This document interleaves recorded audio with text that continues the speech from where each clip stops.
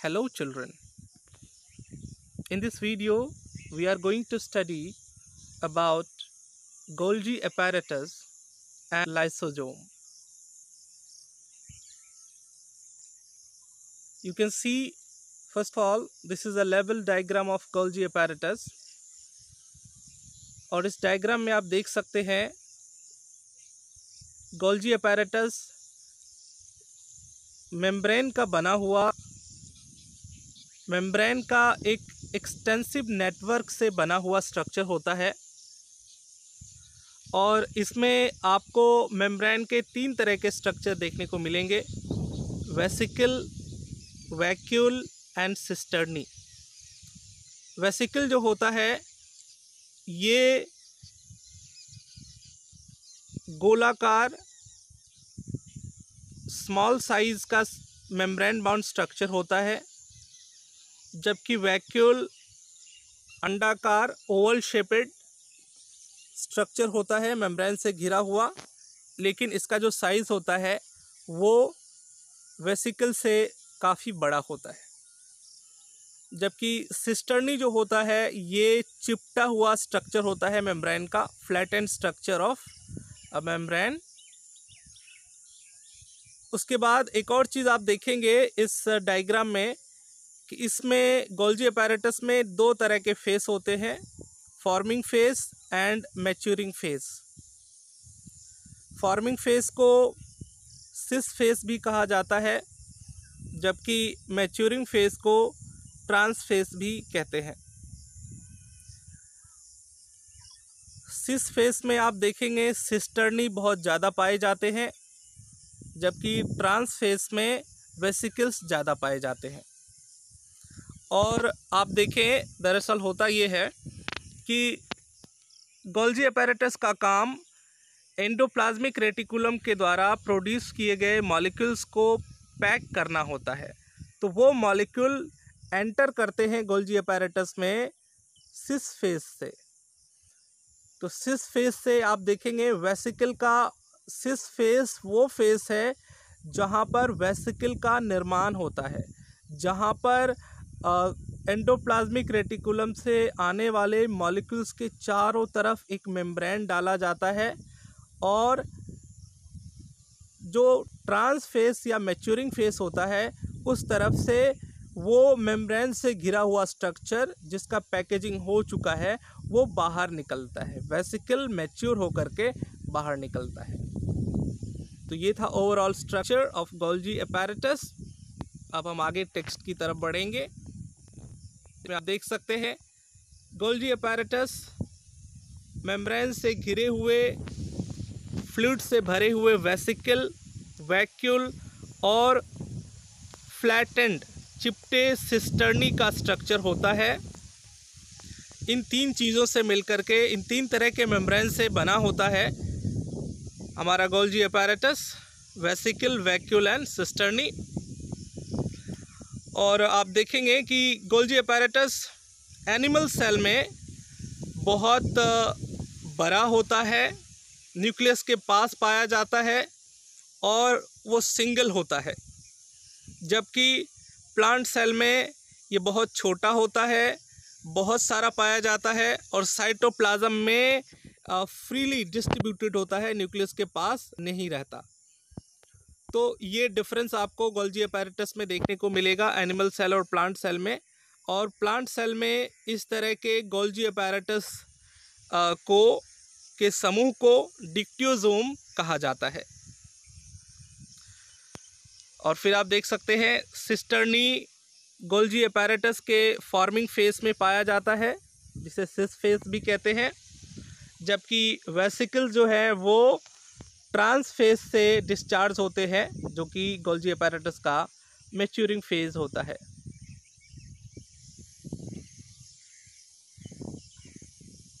और आप देखेंगे ये जो गोल्जी apparatus है ये बैक्टीरिया में, ब्लू ग्रीन एल्गी में, मैच्योर स्पर्म में और मैमल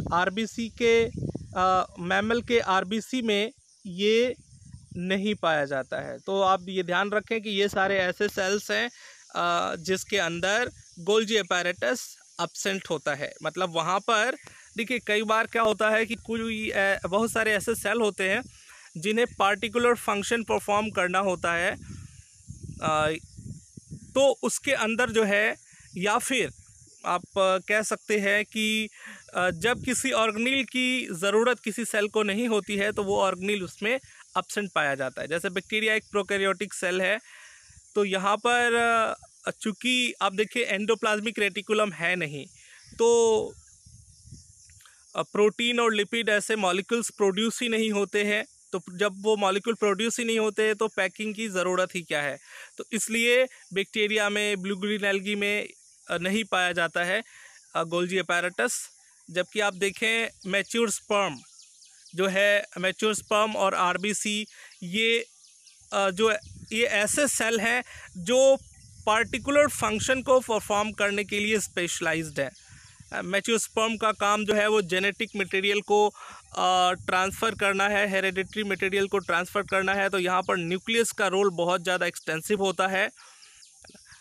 जबकि आरबीसी जो है, वहाँ पर आरबीसी को स्पेस चाहिए होता है ऑक्सीजन को कैरी करने के लिए, है ना। तो ट्रांसपोर्ट का उसका मेन फंक्शन है।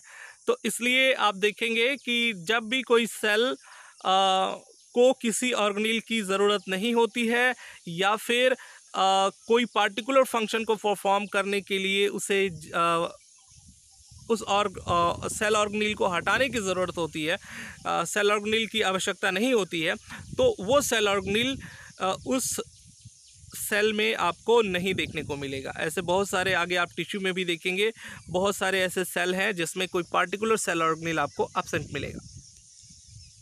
तो ये आप ध्यान रखें, bacteria, blue green algae, mature sperm and RBC of mammal, इनमें गोल्जी अपैरेटस एब्सेंट होता है।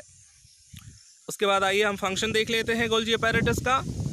गोल्जी अपैरेटस मटेरियल को पैक करने का काम करता है, और पैक करके ये मटेरियल्स को सेल के अंदर या फिर सेल के बाहर भी भेजता है एंजाइम्स के रूप में। तो एंडोप्लाज्मिक रेटिकुलम हमने पढ़ा, एंडोप्लाज्मिक रेटिकुलम एंजाइम सेक्रीट करता है, प्रोटीन से एंजाइम बनाता है। तो ये जो एंजाइम बनाता है वो कई बार मेम्ब्रेन से उसको कवर करके, उसको पैक करके जो भेजने का काम होता है वो गोल्जी अपैरेटस ही करता है। इसलिए ये मटेरियल को पैक करता है और उसके बाद उसे सिक्रीट करता है सेल के अंदर भी और सेल के बाहर भी। फिर आप देख सकते हैं ये वैक्यूल को प्रोड्यूस करता है जिसके अंदर एंजाइम्स होते हैं या सेलुलोज होते हैं। तो आप देखेंगे लाइसोजोम जो है वो, जिसके बारे में हम आगे पढ़ेंगे, वो मेम्ब्रेन से घिरा हुआ स्ट्रक्चर है, उसके अंदर डाइजेस्टिव एंजाइम्स पाए जाते हैं। तो उसका जो निर्माण है वो गोल्जी अपैरेटस ही करता है। एंडोप्लाज्मिक रेटिकुलम से एंजाइम्स बनते हैं और एंजाइम्स बनने के बाद फिर गोल्जी अपैरेटस में आता है। गोल्जी अपैरेटस उसकी पैकिंग करके लाइसोजोम का फॉर्मेशन करता है। तो लाइसोजोम एक्चुअली एक तरह का वैक्यूल है जिसके अंदर डाइजेस्टिव एंजाइम्स पाए जाते हैं। फिर आप देखें नेक्स्ट फंक्शन आप देख सकते हैं कि ये सेल वॉल, ये सिंथेसिस करता है सेल वॉल का, प्लाज्मा मेम्ब्रेन का और लाइसोजोम का। तो गोल्जी अपैरेटस निर्माण करता है सेल वॉल का, प्लाज्मा मेम्ब्रेन का और लाइसोजोम का, क्योंकि ये सब जो बने होते हैं, ये जिन मॉलिक्यूल्स से बने होते हैं उनकी पैकिंग जो है वो गोल्जी अपैरेटस करके देता है। इसके बाद हम बढ़ते हैं लाइसोजोम की तरफ। लाइसोजोम बहुत ही छोटा गोलाकार स्ट्रक्चर होता है और साइटोप्लाज्म में बहुत जगह पर ये डिस्ट्रीब्यूटेड होता है, इवनली डिस्ट्रीब्यूटेड होता है, समान रूप से साइटोप्लाज्म में डिस्ट्रीब्यूटेड होता है। ये एक मेम्ब्रेन से घिरा हुआ स्ट्रक्चर होता है। इसके अंदर बहुत ही पावरफुल एंजाइम्स होते हैं, डाइजेस्टिव एंजाइम्स होते हैं। अब इसके फंक्शन के बारे में यहाँ पर हम देखते हैं। ये सेल के अंदर डाइजेस्टिव सिस्टम के रूप में काम करता है। इसके अंदर बहुत सारे एंजाइम्स होते हैं। तो जब भी, जैसे अमीबा जो है वो फूड को इंजेस्ट करता है, तो वो मेम्ब्रेन फूड के चारों तरफ एक मेम्ब्रेन बना लेता है और उसके बाद जिसको हम फूड वैक्यूल कहते हैं। तो फूड वैक्यूल के अंदर फूड पाया जाता है, वो वैक्यूल जो है वो अमीबा के सेल के अंदर जाता है और वहाँ जा कर के ये लाइसोजोम से मिलता है। लाइसोजोम और फूड वैक्यूल जो है वो आपस में कंबाइन कर जाते हैं। फिर लाइसोजोम के अंदर का जो एंजाइम होता है वो फूड वैक्यूल में चला जाता है और उसके अंदर जो फूड है उसको डाइजेस्ट करता है। तो लाइसोजोम का जो काम होता है वो सेल के अंदर डाइजेशन को परफॉर्म करना होता है, इसलिए इसे डाइजेस्टिव बैग भी कहते हैं। तो यहाँ पर जो स्पेशल टर्म्स यूज़ होंगे आप उन्हें याद रखिएगा, क्योंकि लाइसोजोम से ये क्वेश्चंस बहुत पूछे जाते हैं। लाइसोजोम को डाइजेस्टिव बैग भी कहते हैं और फिर आगे भी बहुत सारे टर्म्स हम लाइसोजोम के लिए यूज़ करेंगे। तो आपको उसके पीछे का रीज़न पता होना चाहिए। आप देख सकते हैं बहुत सारे इसके लिए टर्म्स यूज़ किए गए हैं। एक तरह से आप कह सकते हैं बहुत सारे अवार्ड्स इसे दिए गए हैं। आपको पता होना चाहिए कि कौन सा जो नेम है उसको किसके लिए, लाइसोजोम को ऐसा क्यों बोला गया। लाइसोजोम को digestive bag of the cell, lysosome को डेमोलिशन स्क्वाड, स्कैवेंजर और सेलुलर हाउस कीपर बोलते हैं, और उसके साथ साथ इसे suicide bag of the cell भी बोलते हैं। चलिए दूसरे पॉइंट को हम देखते हैं। लाइसोजोम सेल के अंदर आने वाले बैक्टीरिया और वायरस इनको इनगल्फ कर जाता है, इनको निगल लेता है और उसके बाद फिर इन्हें डाइजेस्ट कर देता है, क्योंकि इनके पास बहुत ही पावरफुल डाइजेस्टिव एंजाइम्स होते हैं। तो वो इसे अपने एंजाइम से इसे डाइजेस्ट कर देता है और इस तरह से सेल से जो हार्मफुल बैक्टीरिया और वायरस है उसको रिमूव कर देता है। फिर आप देखेंगे it removes the worn out and poorly working organelle. कोई जब भी खास करके आप देखें जो सेल ऑर्गेनेल है, दूसरे सेल ऑर्गेनेल जो है जब वो काम करना बंद कर देते हैं, जब वो आप कह सकते हैं जब वो पुराने हो जाते हैं, काम करना बंद कर देते हैं, सही तरीके से काम नहीं करते, तो ऐसे कंडीशन में जो लाइसोजोम है वो क्या करता है, वो उन्हें डाइजेस्ट करके सेल को डाइजेस्ट करके जो सेल है उसको क्लीन करता है। तो एक तरह से सेल का हाउसकीपर, जैसे हाउसकीपर का काम होता है हाउस को क्लीन करके रखना, तो उसी तरह से ये हाउस को क्लीन मतलब सेल को क्लीन करके रखता है ना। उसमें जैसे पूर्णली वर्किंग कोई सेल ऑर्गेनेल है या वॉर्न आउट सेल ऑर्गेनेल है जो टूट गया या फिर जो ब्रोकन हो गया, जो अब किसी काम का नहीं है सेल के लिए, तो उसको ये डाइजेस्ट करके सेल को साफ रखता है।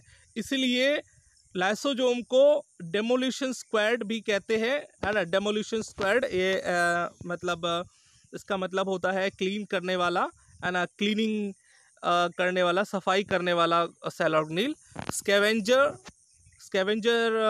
भी का मतलब भी वही होता है, समथिंग समवन और something that cleans, that perform the function of cleaning.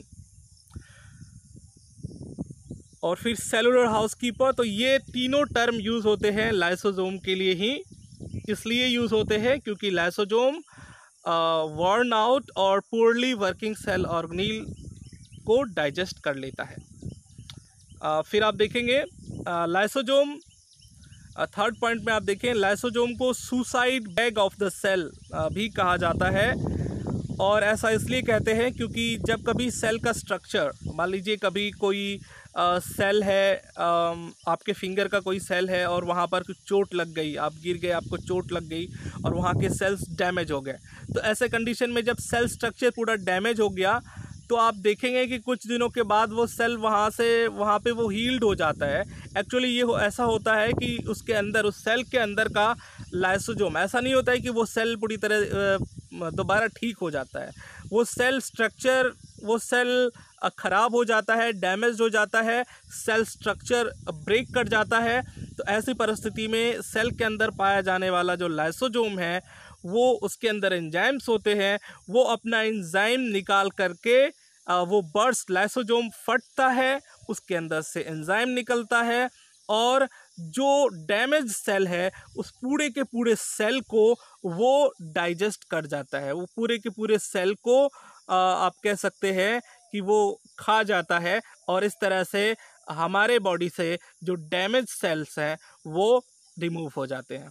तो इस तरह से जो लाइसोजोम है वो जब भी सेल स्ट्रक्चर ब्रेक डाउन कर जाता है तो वो फट जाता है और उसके बाद पूरे ही सेल को डाइजेस्ट कर लेता है। इसलिए लाइसोजोम को suicide bag of a cell भी कहते हैं।